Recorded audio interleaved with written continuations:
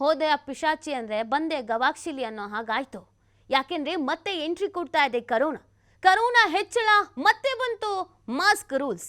ನೆರೆ ರಾಜ್ಯ ಆಂಧ್ರದಲ್ಲಿ ಮಾಸ್ಕ್ ಕಡ್ಡಾಯಗೊಳಿಸಿ ಆದೇಶವನ್ನು ಹೊರಡಿಸಲಾಗಿದೆ. ಸಭೆ ಸಮಾರಂಭಗಳಲ್ಲಿ ಮಾಸ್ಕ್ ಕಡ್ಡಾಯ ಮಾಡ್ತಾ ಇದೆ ಸರ್ಕಾರ. ಕರೋನಾ ಹೆಚ್ಚುತ್ತಿರುವಂತ ಹಿನ್ನೆಲೆಯಲ್ಲಿ ಮಾರ್ಗಸೂಚಿ ಪ್ರಕಟ ಆಗಿದೆ. ಏಷ್ಯಾದಲ್ಲಿ 50,000ಕ್ಕೂ ಹೆಚ್ಚು ಹೊಸ ಕರೋನಾ ಕೇಸಸ್ಗಳು ಪತ್ತೆಯಾಗಿರೋದು. ಸಿಂಗಾಪುರದಲ್ಲಿ 14,000, ಥೈಲ್ಯಾಂಡ್ನಲ್ಲಿ 33,000 ಕೇಸಸ್ಗಳು, ಹಾಂಗ್ಕಾಂಗ್ನಲ್ಲಿ 1,042 ಹೊಸ ಪ್ರಕರಣಗಳು ವರದಿಯಾಗಿದೆ. ಪಾಕ್ನಲ್ಲಿ ವಾರದಲ್ಲಿ 4 ಸಾವನ್ನಪ್ಪಿದ್ದಾರೆ. ನಿತ್ಯ 10 ಪಾಸಿಟಿವ್ ಕೇಸಸ್ಗಳು ಬೆಳಕಿಗೆ ಬರ್ತಾ ಇದೆ. ಭಾರತದಲ್ಲಿ ಈವರೆಗೆ 261 ಹೊಸ ಪ್ರಕರಣಗಳು ಪತ್ತೆಯಾಗಿದೆ. ಭಾರತದಲ್ಲಿ ಮೇ 12ರಿಂದ ಕೇಸಸ್ಗಳ ಸಂಖ್ಯೆಯಲ್ಲಿ ಹೆಚ್ಚಾಗ್ತಾ ಇದೆ. ದೇಶದ 11 ರಾಜ್ಯಗಳಲ್ಲಿ ಹೊಸ ಪ್ರಕರಣಗಳು ಪತ್ತೆಯಾಗಿದೆ. ಅದರಲ್ಲಿ ಕೇರಳ, ಮಹಾರಾಷ್ಟ್ರ, ತಮಿಳುನಾಡಿನಲ್ಲಿ ಅತಿ ಹೆಚ್ಚು ಕೇಸಸ್ಗಳು ಬೆಳಕಿಗೆ ಬರ್ತಾ ಇದೆ. ಹೊಸ ಕೇಸಸ್ಗಳಿಗೆ ಕರೋನಾದ JN1 ರೂಪಾಂತರವೇ ಕಾರಣ ಅನ್ನೋದನ್ನು ಕೂಡ ಹೇಳಲಾಗ್ತಾ ಇದೆ. ನೋಡಿ, ಫಸ್ಟ್ ಬಂದಿದ್ದು ಕರೋನಾ, ಅದಾದ್ಮೇಲೆ ಬಂದಿದ್ದೆಲ್ಲವೂ ರೂಪಾಂತರ.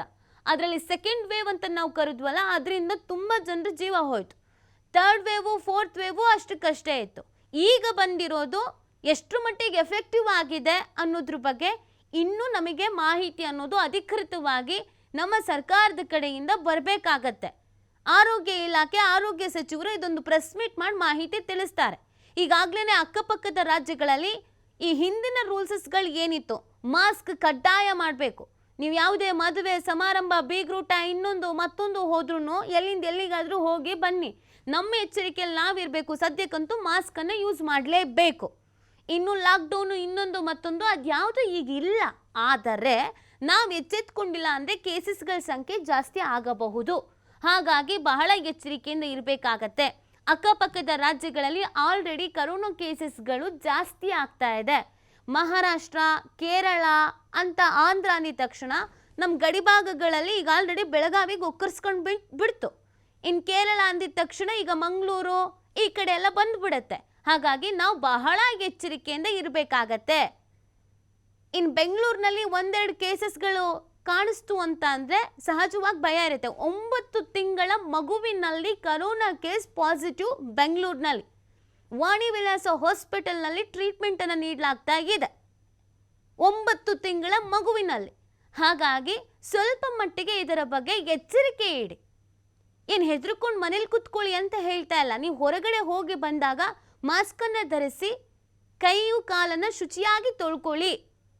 ಕರೋನಾ ಸಂದರ್ಭದಲ್ಲಿ ನಾವು ಏನು ರೂಲ್ಸ್ ಫಾಲೋ ಮಾಡ್ತಿದ್ವೋ ಆ ರೂಲ್ಸನ್ನು ಈಗಿಂದ ನಿಮ್ಮ ಸೇಫ್ಟಿಗೆ, ನಿಮ್ಮ ಎಚ್ಚರಿಕೆಗೆ ಫಾಲೋ ಮಾಡಿ. ಇನ್ನೂ ಸರ್ಕಾರ ಹೇಳಿಲ್ಲ, ಇವರು ಮೀಡಿಯಾದವ್ರು ಬಾಯ್ ಬಡ್ಕಂತಿದ್ದಾರೆ, ನಮ್ಮನ್ನು ಹೆದರಿಸ್ತಿದ್ದಾರೆ, ಅದನ್ನು ಬಿಡಿ. ನಿಮ್ಮ ಎಚ್ಚರಿಕೆಯಲ್ಲಿ ನೀವಿರಿ. ಏಷ್ಯಾದಲ್ಲಿ 50,000ಕ್ಕೂ ಹೆಚ್ಚು ಹೊಸ ಕೇಸಸ್ಗಳು ಪತ್ತೆಯಾಗಿದೆ. ಸೊ ಈ ಮುಖಾಂತರವಾಗಿ ಕರೋನಾ ಮತ್ತೆ ವಕ್ಕರಿಸ್ಕೊಳ್ತಾ ಇದೆ ಅನ್ನೋದ್ರ ಬಗ್ಗೆ ನಮಗೆ ಮಾಹಿತಿ ಸಿಗ್ತಾ ಇದೆ.